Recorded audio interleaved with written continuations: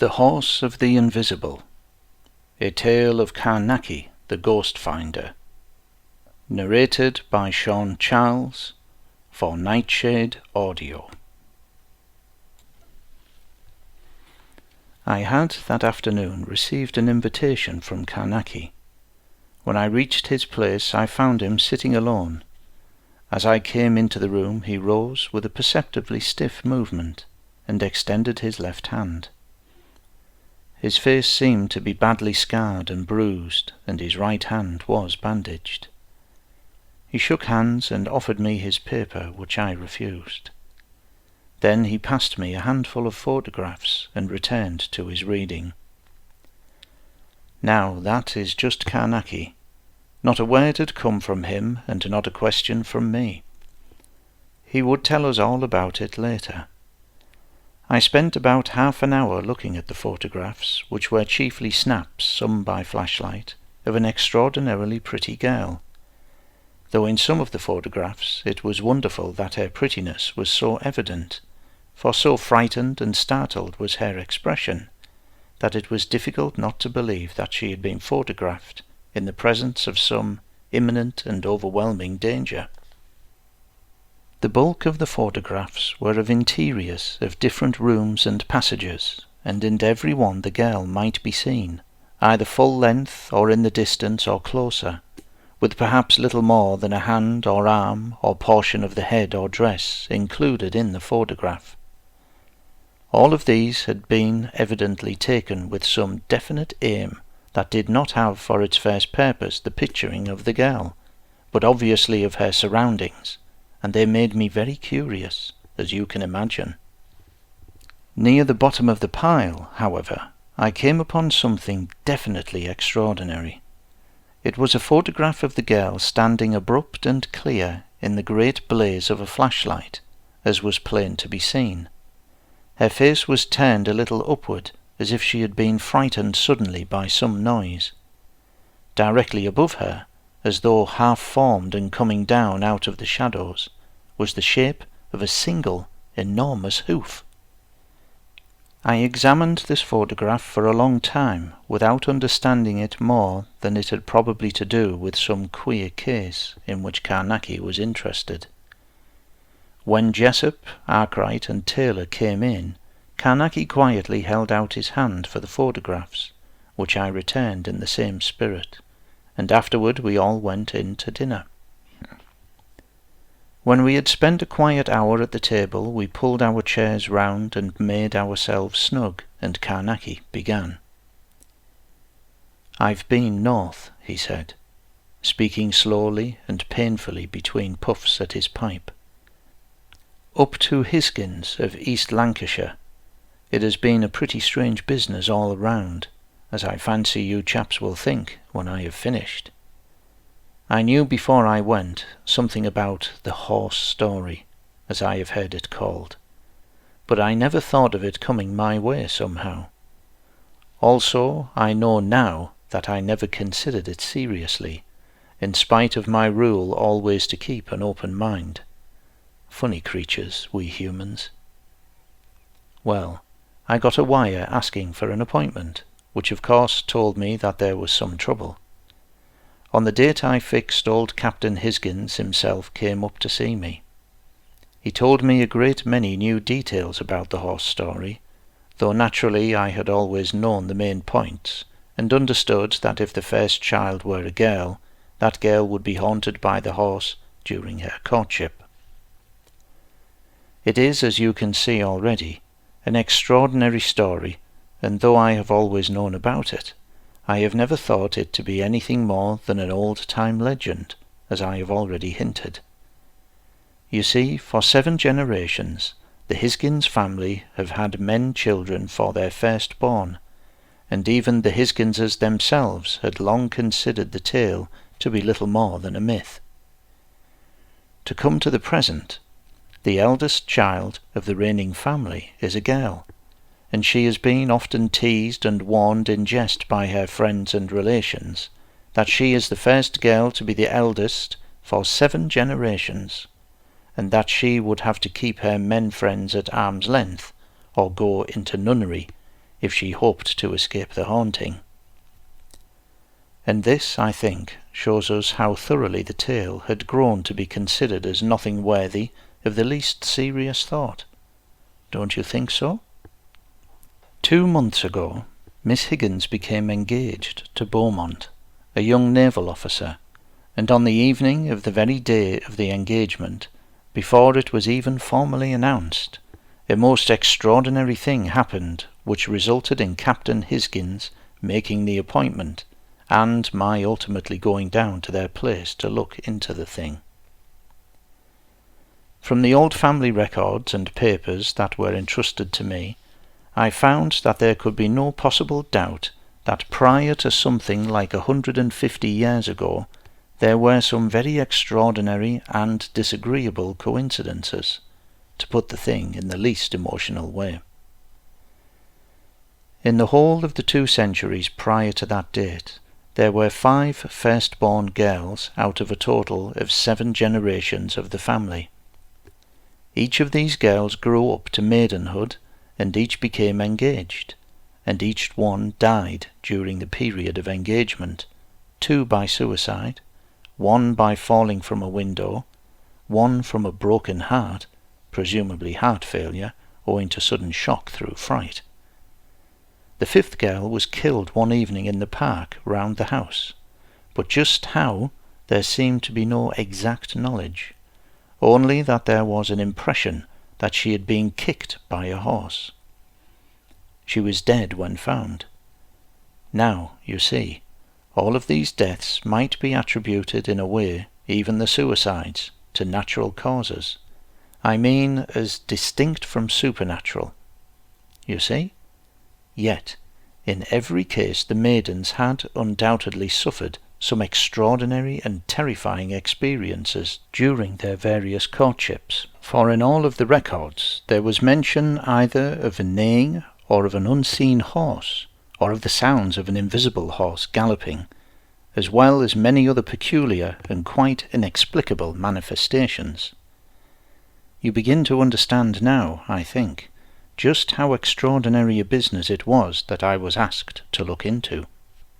I gathered from one account that the haunting of the girls was so constant and horrible that 2 of the girls' lovers fairly ran away from their lady loves.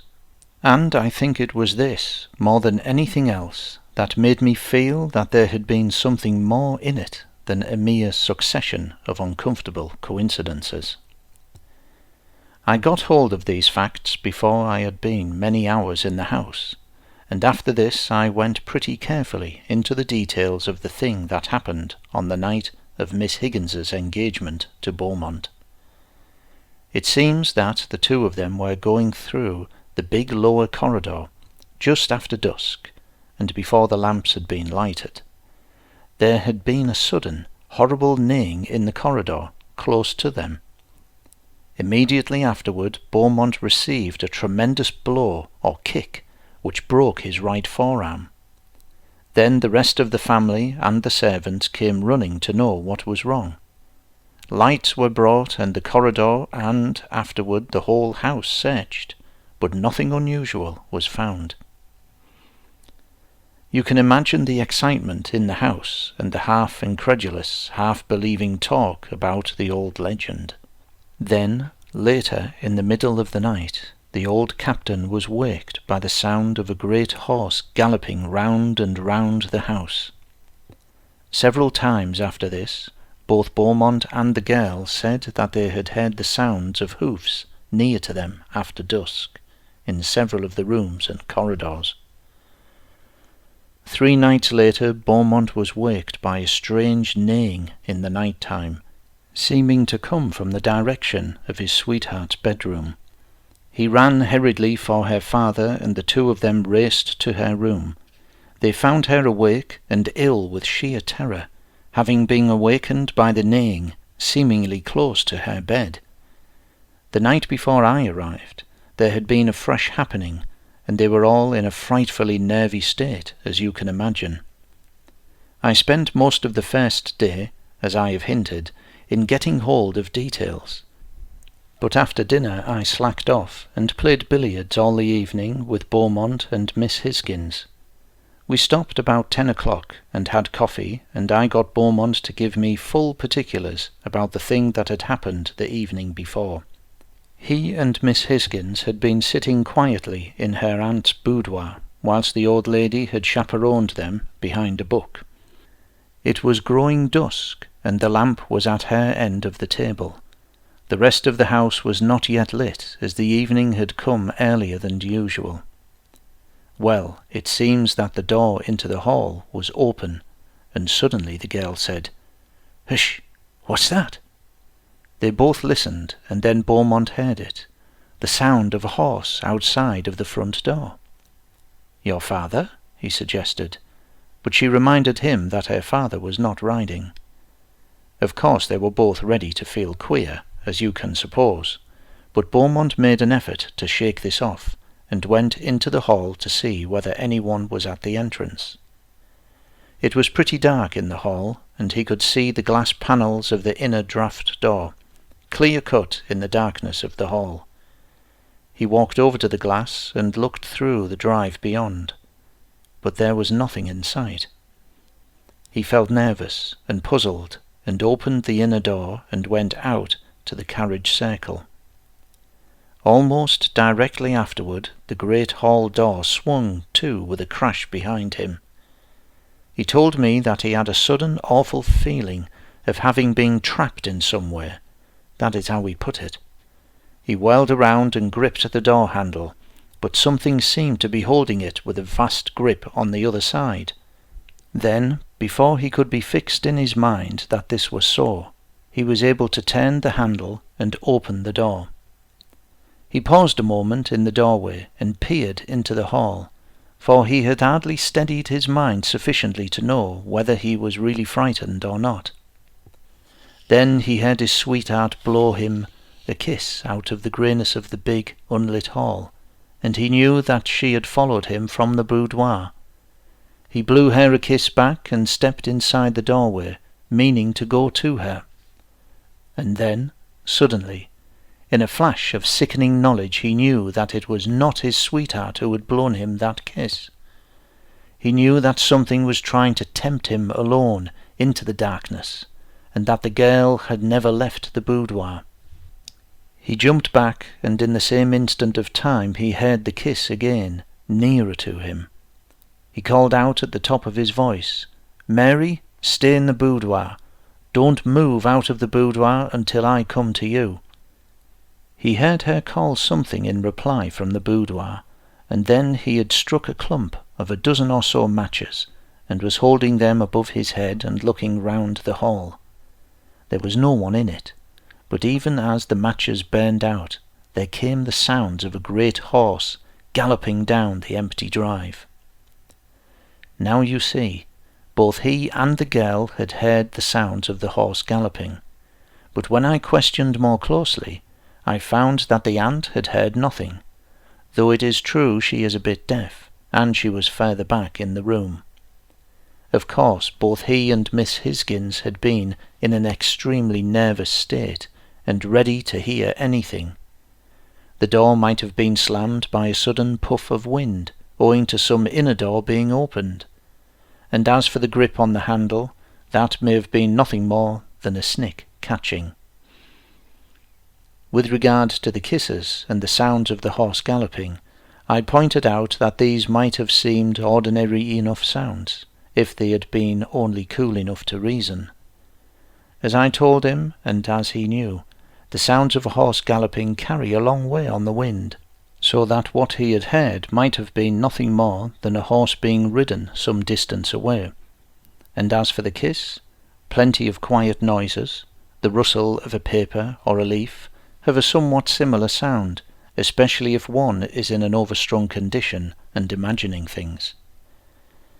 I finished preaching this little sermon on common sense versus hysteria as we put out the lights and left the billiard room.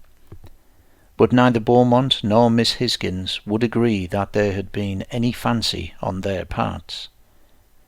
We had come out of the billiard room by this time, and were going along the passage, and I was still doing my best to make both of them see the ordinary, commonplace possibilities of the happening, when what killed my pig, as the saying goes, was the sound of a hoof in the dark billiard room we had just left. I felt the creep come on me in a flash, up my spine and over the back of my head. Miss Hisgins whooped like a child with the whooping cough, and ran up the passage, giving little gasping screams. Beaumont, however, ripped round on his heels and jumped back a couple of yards. I gave back too, a bit, as you can understand. "There it is," he said, in a low, breathless voice. "Perhaps you'll believe now." "There's certainly something," I whispered, never taking my gaze off the closed door of the billiard room. "Hush," he muttered. "There it is again." There was a sound like a great horse pacing round and round the billiard room with slow, deliberate steps. A horrible, cold fright took me so that it seemed impossible to take a full breath. You know the feeling. And then I saw we must have been walking backward, for we found ourselves suddenly at the opening of the long passage. We stopped there and listened. The sounds went on steadily with a horrible sort of deliberateness, as if the brute were taking a sort of malicious gusto in walking about all over the room which we had just occupied.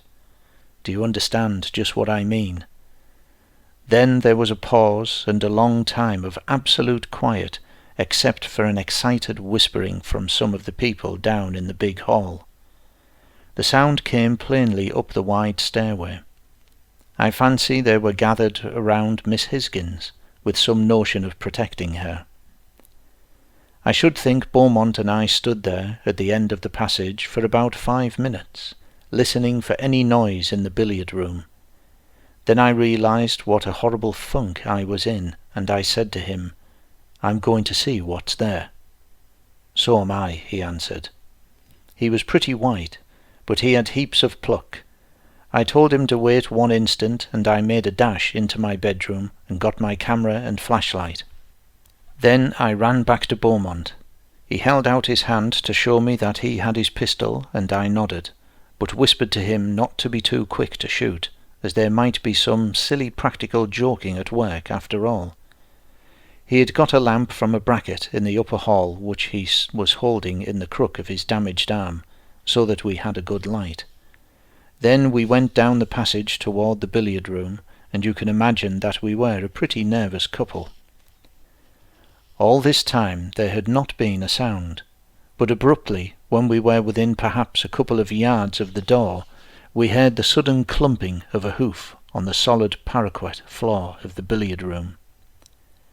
In the instant afterward it seemed to me that the whole place shook beneath the ponderous hoof falls of some huge thing coming toward the door. Both Beaumont and I gave back a pace or two, and then realized and hung on to our courage, as you might say, and waited. The great tread came right up to the door, and then stopped, and there was an instant of absolute silence, except that so far as I was concerned, the pulsing in my throat and temples almost deafened me. I dare say we waited quite half a minute, and then came the further restless clumping of a great hoof. Immediately afterward the sounds came right on as if some invisible thing passed through the closed door and the ponderous tread was upon us. We jumped, each of us, to our side of the passage, and I know that I spread myself stiff against the wall. The clunk, clunk, clunk, clunk of the great hoof falls passed right between us, and slowly and with deadly deliberateness down the passage. I heard them through the haze of blood beats in my ears and temples, and my body was extraordinarily rigid and pringling as I was horribly breathless. I stood for a little time like this, my head turned so that I could see up the passage. I was conscious only that there was a hideous danger abroad. Do you understand? And then suddenly my pluck came back to me. I was aware that the noise of the hoof beats sounded near the other end of the passage. I twisted quickly and got my camera to bear and snapped off the flashlight. Immediately afterward, Beaumont let fly a storm of shots down the passage and began to run, shouting, "It's after Mary! Run! Run!"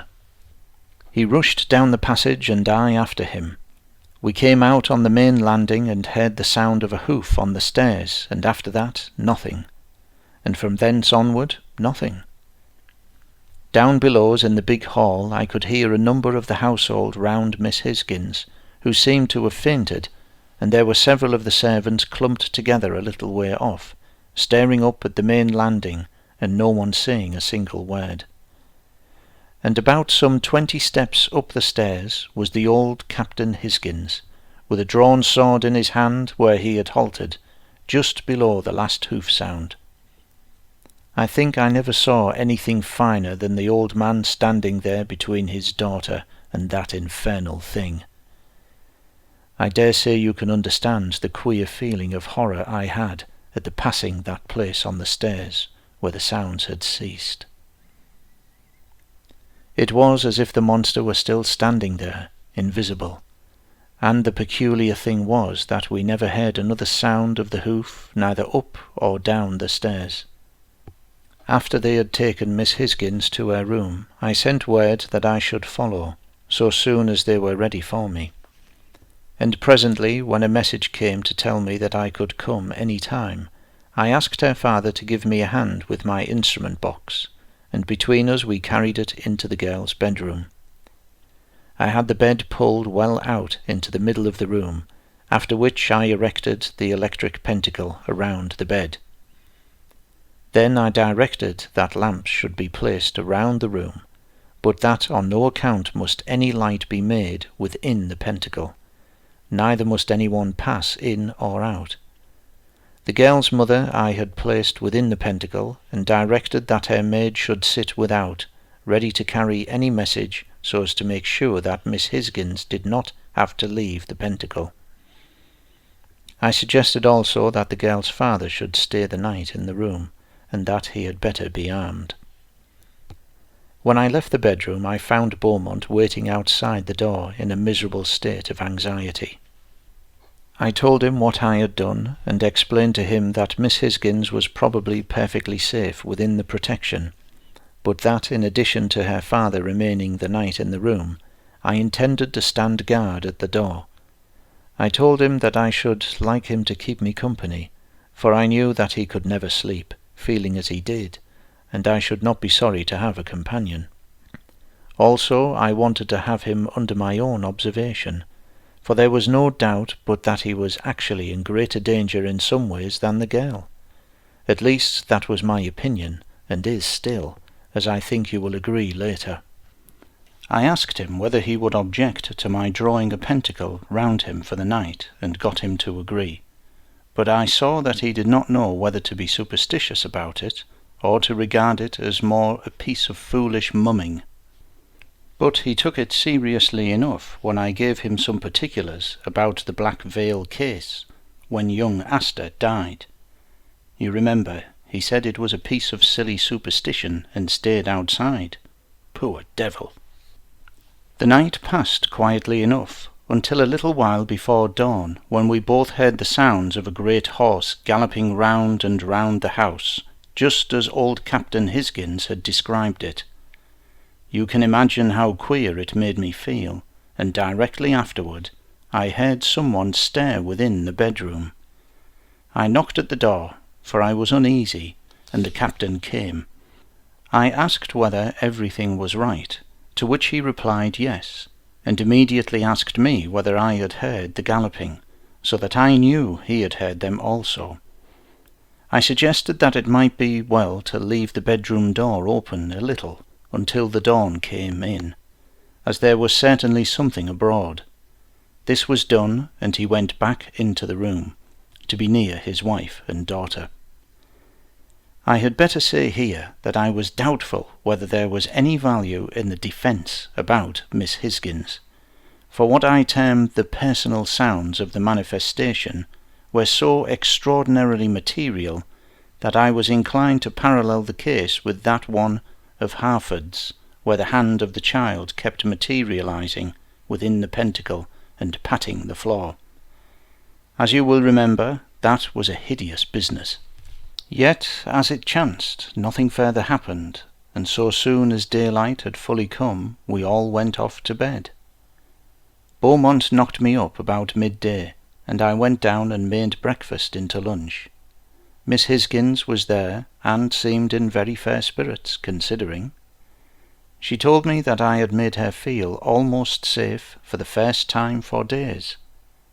She told me also that her cousin, Harry Parsket, was coming down from London, and she knew that he would do anything to help fight the ghost.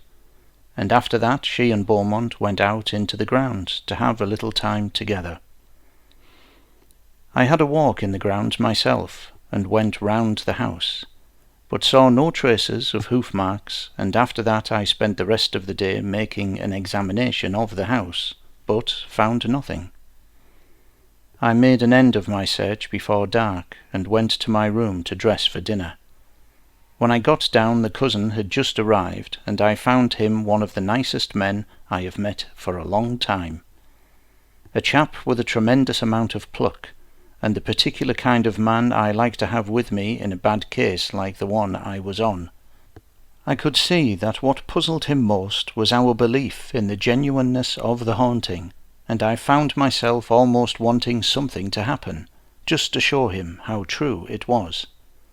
As it chanced, something did happen, with a vengeance.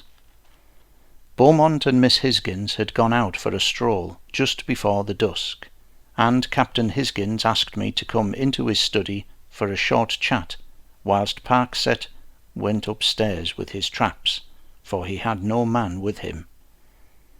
I had a long conversation with the old captain, in which I pointed out that the haunting had evidently no particular connection with the house, but only with the girl herself, and that the sooner she was married the better, as it would give Beaumont a right to be with her at all times, and farther than this, it might be that the manifestations would cease if the marriage were actually performed. The old man nodded agreement to this, especially to the first part, and reminded me that 3 of the girls who were said to have been haunted had been sent away from home and met their deaths whilst away. And then, in the midst of our talk, there came a pretty frightening interruption, for all at once the old butler rushed into the room, most extraordinarily pale. "Miss Mary, sir! Miss Mary, sir!" he gasped. "She's screaming, out in the park, sir, and they say they can hear the horse." The captain made one dive for a rack of arms and snatched down his old sword and ran out, drawing it as he ran. I dashed out and up the stairs, snatched my camera flashlight and a heavy revolver, gave one yell at Parkset's door, "The horse!" and was down and into the grounds. Away in the darkness there was a confused shouting, and I caught the sounds of shooting out among the scattered trees. And then, from a patch of blackness to my left, there burst suddenly an infernal gobbling sort of neighing. Instantly I whipped round and snapped on the flashlight. The great light blazed out momentarily, showing me the leaves of a tree, close at hand, quivering in the night breeze. But I saw nothing else, and then the tenfold blackness came down upon me, and I heard Parkset shouting a little way back to know whether I had seen anything. The next instant he was beside me, and I felt safer for his company, for there was some incredible thing near to us, and I was momentarily blind because of the brightness of the flashlight. "What was it? What was it?" he kept repeating in an excited voice, and all the time I was staring into the darkness and answering mechanically, "I don't know, I don't know." There was a burst of shouting somewhere ahead, and then a shot. We ran toward the sounds, yelling to the people not to shoot, for in the darkness and panic there was this danger also. Then there came 2 of the gamekeepers, racing hard up the drive with their lanterns and guns, and immediately afterward a row of lights dancing towards us from the house, carried by some of the men servants. As the lights came up, I saw we had come close to Beaumont. He was standing over Miss Hisgins, and he had his revolver in his hand. Then I saw his face, and there was a great wound across his forehead. By him was the captain, turning his naked sword this way and that, and peering into the darkness. A little behind him stood the old butler, a battle-axe from one of the arm-stands in the hall in his hands. Yet there was nothing strange to be seen anywhere. We got the girl into the house, and left her with her mother and Beaumont, whilst a groom rode for a doctor. And then the rest of us, with 4 other keepers, all armed with guns and carrying lanterns, searched round the home park, but we found nothing. When we got back we found that the doctor had been. He had bound up Beaumont's wound, which luckily was not deep, and ordered Miss Hisgins straight to bed. I went upstairs with the captain, and found Beaumont on guard outside of the girl's door. I asked him how he felt, and then, so soon as the girl and her mother were ready for us, Captain Hisgins and I went into the bedroom and fixed the pentacle again around the bed. They had already got lamps about the room, and after I had set the same order of watching as on the previous night, I joined Beaumont outside of the door. Parksett had come up while I had been in the bedroom, and between us we got some idea from Beaumont as to what had happened out in the park. It seemed that they were coming home after their stroll from the direction of the West Lodge. It had got quite dark, and suddenly Miss Hisgins said, "Hush!" and came to a standstill. He stopped and listened, but heard nothing for a little. Then he caught it, the sound of a horse, seemingly a long way off, galloping toward them over the grass. He told the girl that it was nothing and started to hurry her toward the house, but she was not deceived, of course. In less than a minute they heard it quite close to them in the darkness, and they started running. Then Miss Hisgins caught her foot and fell. She began to scream, and that is what the butler heard. As Beaumont lifted the girl, he heard the hoofs come thudding right at him. He stood over her and fired all 5 chambers of his revolver right at the sounds. He told us that he was sure he saw something that looked like an enormous horse's head right upon him in the light of the flash from his pistol. Immediately afterward he was struck a tremendous blow which knocked him down, and then the captain and the butler came running up shouting. The rest, of course, we knew.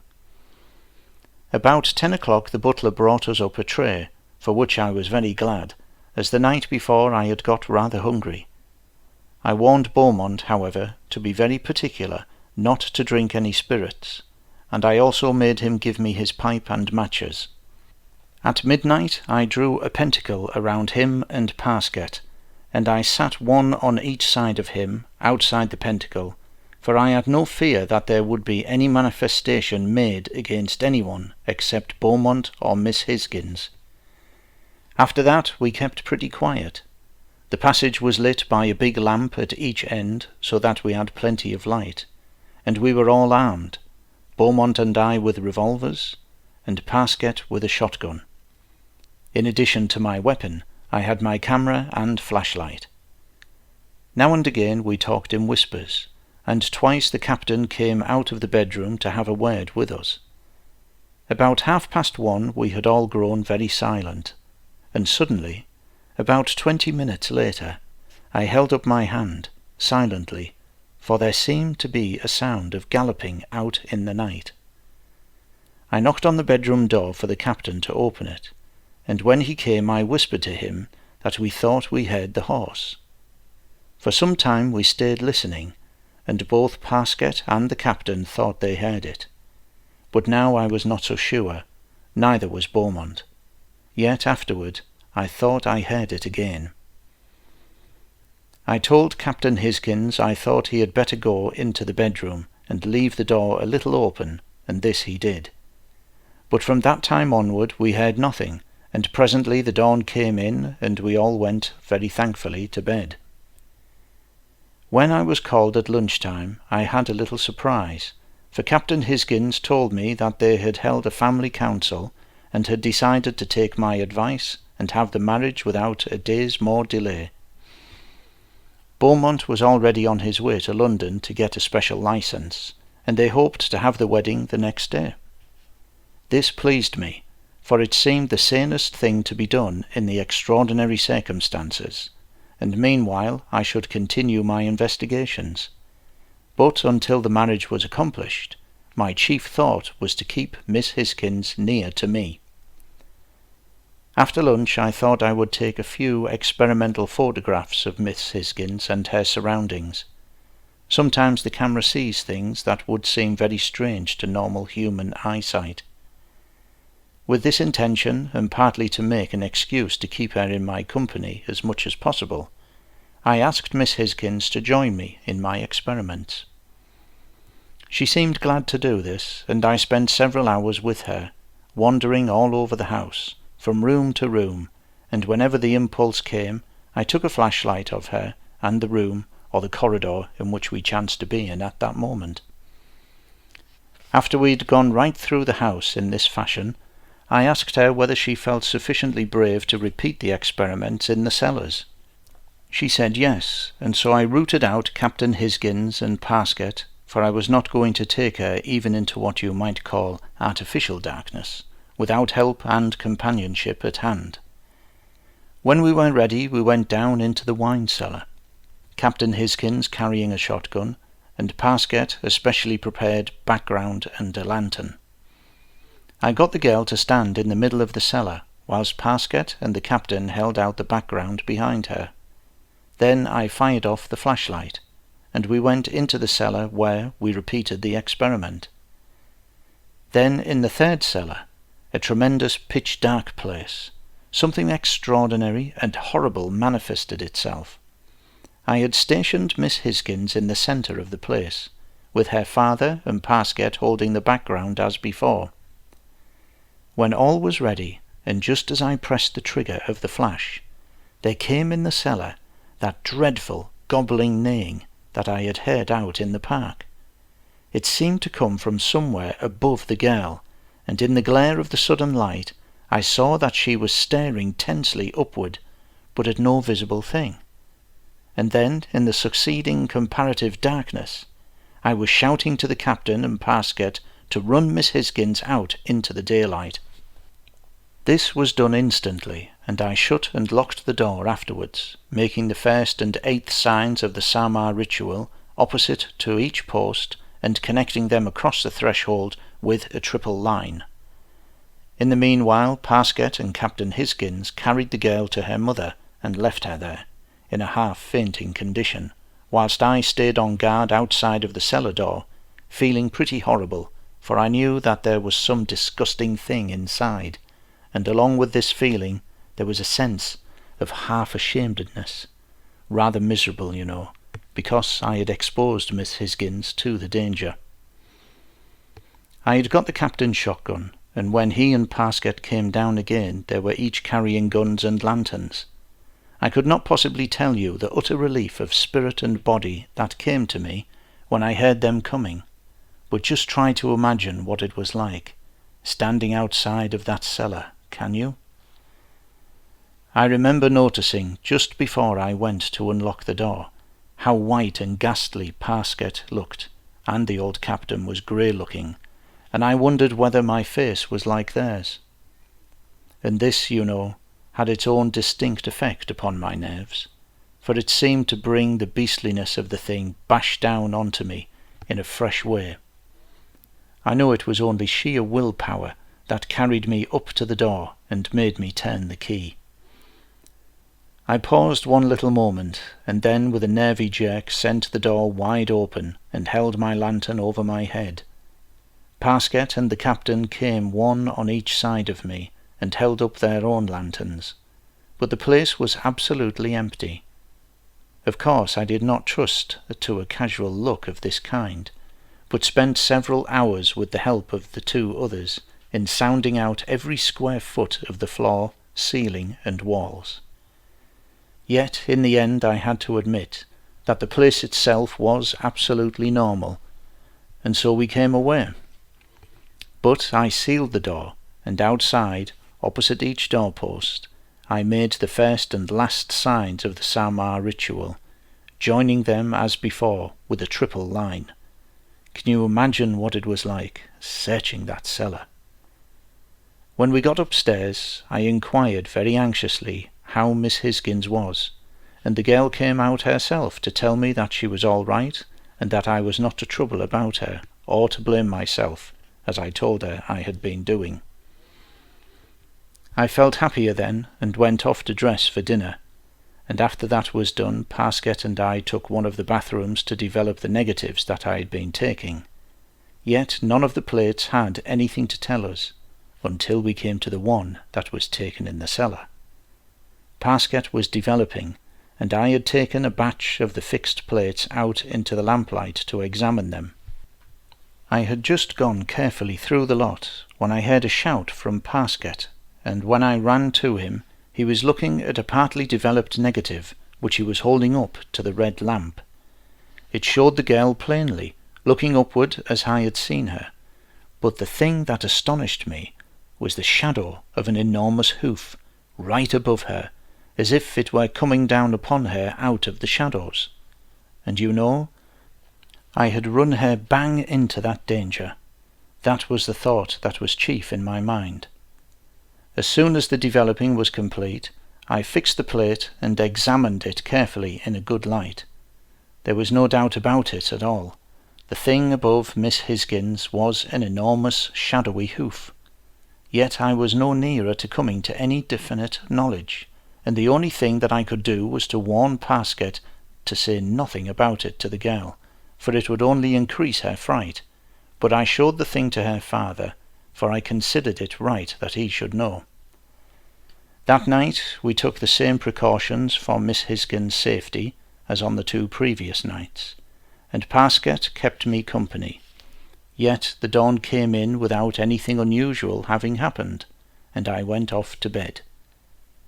When I got down to lunch, I learned that Beaumont had wired to say that he would be in soon after 4, also that a message had been sent to the rector, and it was generally plain that the ladies of the house were in a tremendous fluster. Beaumont's train was late, and he did not get home until 5, but even then the rector had not put in an appearance, and the butler came in to say that the coachman had returned without him, as he had been called away unexpectedly. Twice more during the evening the carriage was sent down, but the clergyman had not returned, and we had to delay the marriage until the next day. That night I arranged the defence around the girl's bed, and the captain and his wife sat up with her as before. Beaumont, as I had expected, insisted on keeping watch with me, and he seemed in a curiously frightened mood, not for himself, you know, but for Miss Hisgins. He had a horrible feeling, he told me, that there would be a final, dreadful attempt on his sweetheart that night. This, of course, I told him was nothing but nerves, yet really it made me feel very anxious, for I have seen too much not to know that under such circumstances a premonitory conviction of impending danger is not necessarily to be put down entirely to nerves. In fact, Beaumont was so simply and earnestly convinced that the night would bring some extraordinary manifestation that I got Parsket to rig up a long cord from the wire of the butler's bell to come along the passage handy. To the butler himself I gave directions not to undress and to give the same order to the 2 footmen. If I rang, he was to come instantly with the footman, carrying lanterns, and the lanterns were to be kept ready lit all night. If for any reason the bell did not ring, and I blew my whistle, he was to take that as a signal in the place of the bell. After I had arranged all these minor details, I drew a pentacle about Beaumont and warned him very particularly to stay within it, whatever happened. And when this was done, there was nothing to do but wait and pray that the night would go as quietly as the night before. We scarcely talked at all, and by about 1 a.m. we were all very tense and nervous, so that at last Parsket got up and began to walk up and down the corridor to steady himself a bit. Presently I slipped off my pumps and joined him, and we walked up and down, whispering occasionally for something over an hour, until in turning I caught my foot in the bell cord and went down on my face, but without hurting myself or making a noise. When I got up, Pasket nudged me. "Did you notice that the bell never rang?" he whispered. "Jove," I said, "you're right." "Wait a minute," he answered. "I'll bet it's only a kink somewhere in the cord." He left his gun and slipped along the passage, and taking the top lamp, tiptoed away into the house, carrying Beaumont's revolver ready in his right hand. He was a plucky chap, I remember thinking then, and again later. Just then Beaumont motioned to me for absolute quiet. Directly afterwards I heard the thing for which he listened, the sound of a horse galloping out in the night. I think that I may say I fairly shivered. The sound died away and left a horrible, desolate, eerie feeling in the air, you know. I put my hand out to the bell cord, hoping Pasket had got it clear.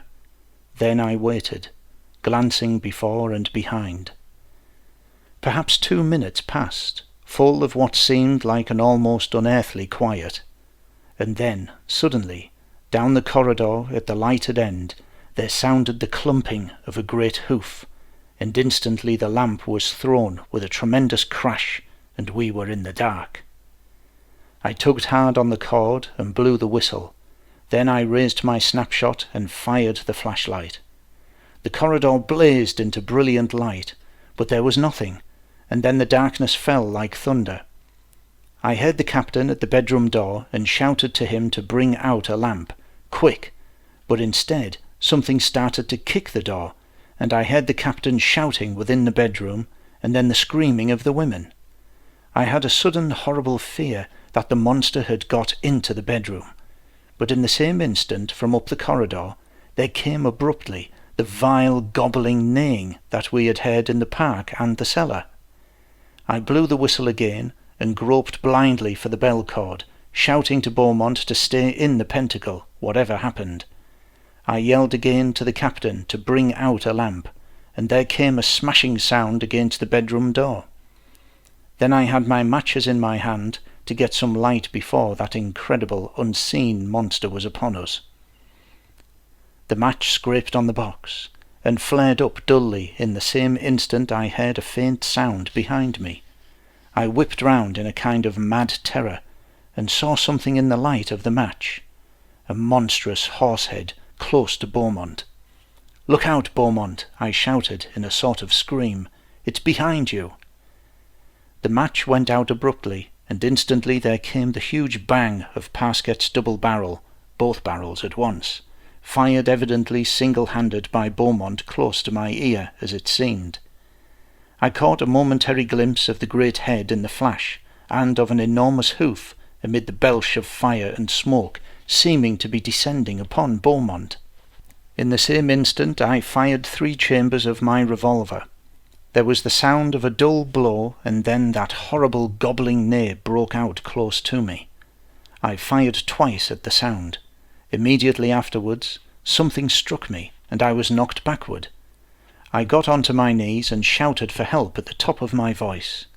I heard the women screaming behind the closed door of the bedroom, and was dully aware that the door was being smashed from the inside, and directly afterwards I knew that Beaumont was struggling with some hideous thing near to me. For an instant I held back, stupidly, paralysed with funk, and then, blindingly, in a sort of rigid chill of gooseflesh, I went to help him, shouting his name. I can tell you, I was nearly sick with the naked fear that I had on me. There came a little choking scream out of the darkness, and at that I jumped forward into the dark. I gripped a vast fairy ear.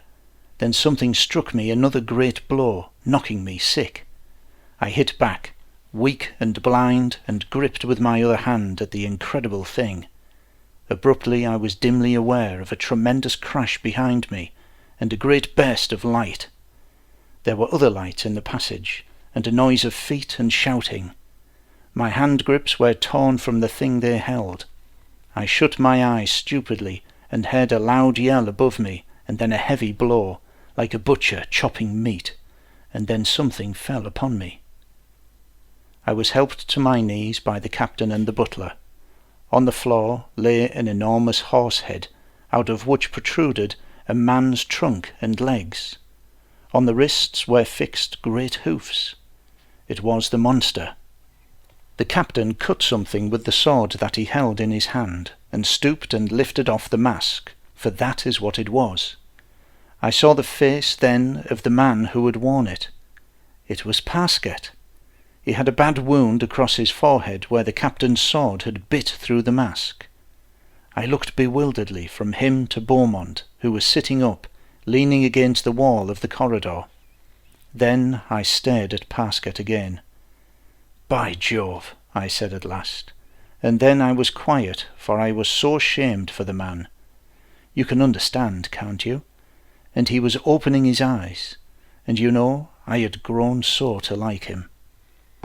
And then, just as Parsket was getting back his wits and looking from one to the other of us and beginning to remember, there happened a strange and incredible thing. For from the end of the corridor there sounded, suddenly, the clumping of a great hoof. I looked that way, and then instantly at Parsket, and saw a horrible fear in his face and eyes. He wrenched himself round, weakly, and stared in mad terror up the corridor to where the sound had been, and the rest of us stared, in a frozen group. I remember vaguely half sobs and whispers from Miss Hisgins' bedroom, all the while that I stared frightenedly up the corridor. The silence lasted several seconds, and then, abruptly, there came again the clumping of the great hoof, away at the end of the corridor. And immediately afterwards the clunk, clunk, clunk, clunk of mighty hoofs coming down the passage toward us. Even then, most of us thought it was some mechanism of Parsket's still at work, and we were in the queerest mixture of fright and doubt. I think everyone looked at Parsket, and suddenly the captain shouted out, "Stop this damned fooling at once! Haven't you done enough?" For my part, I was now frightened, for I had a sense that there was something horrible and wrong. And then Parsket managed to gasp out, "It's not me! My God, it's not me! My God, it's not me!" And then, it seemed to come home to everyone in an instant that there was really some dreadful thing coming down the passage. There was a mad rush to get away, and even old Captain Hisgins gave back with the butler and the footmen. Beaumont fainted outright, as I found afterwards, for he had been badly mauled. I just flattened back against the wall, kneeling as I was, too stupid and dazed even to run.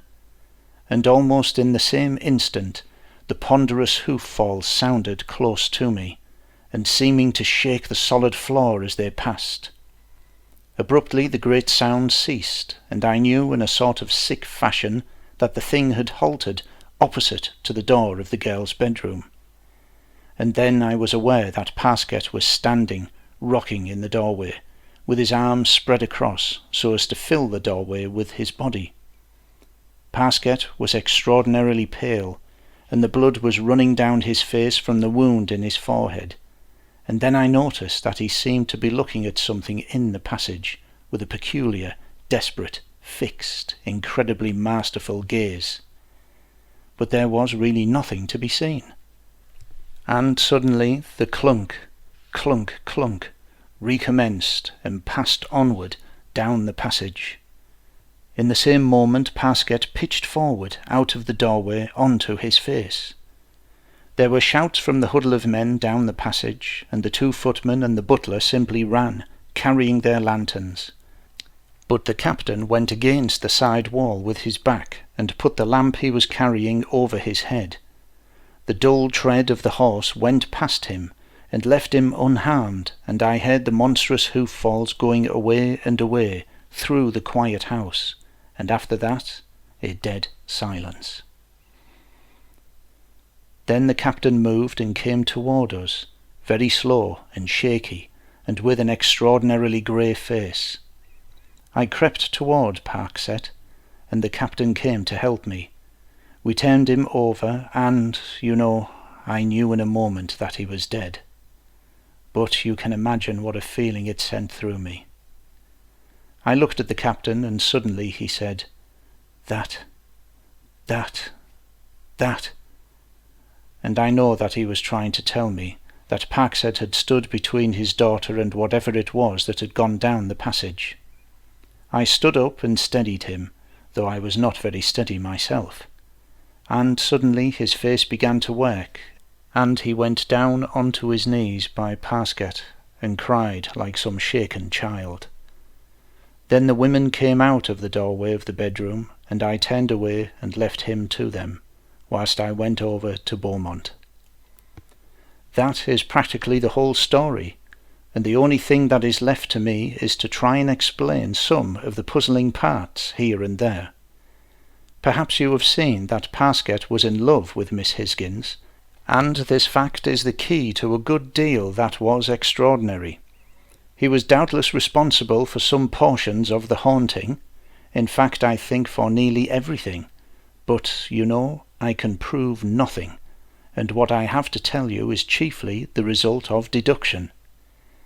In the first place, it is obvious that Parksett's intention was to frighten Beaumont away, and when he found that he could not do this, I think he grew so desperate that he really intended to kill him.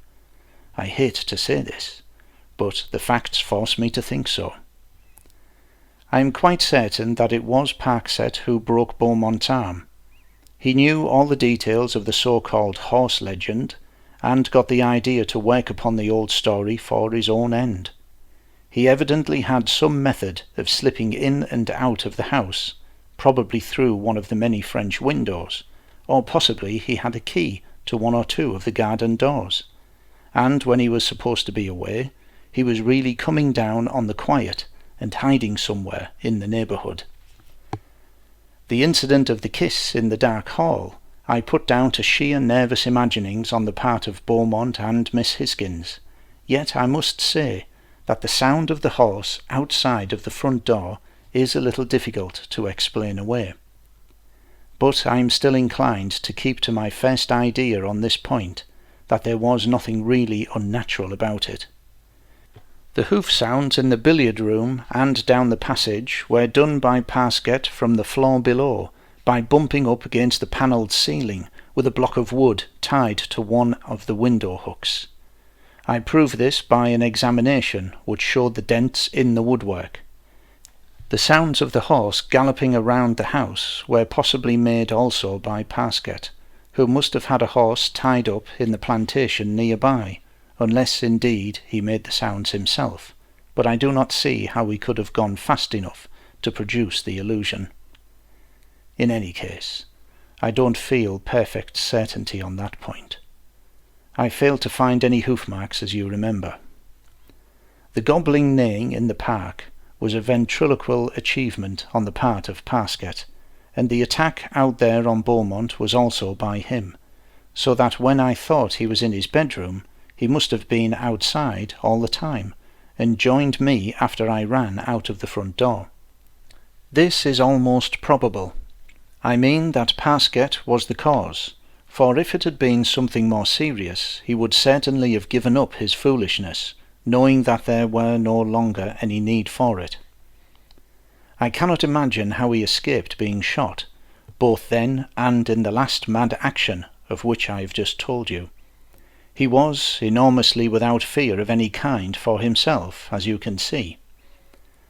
The next time when Parksett was with us, when we thought we heard the horse galloping round the house, we must have been deceived.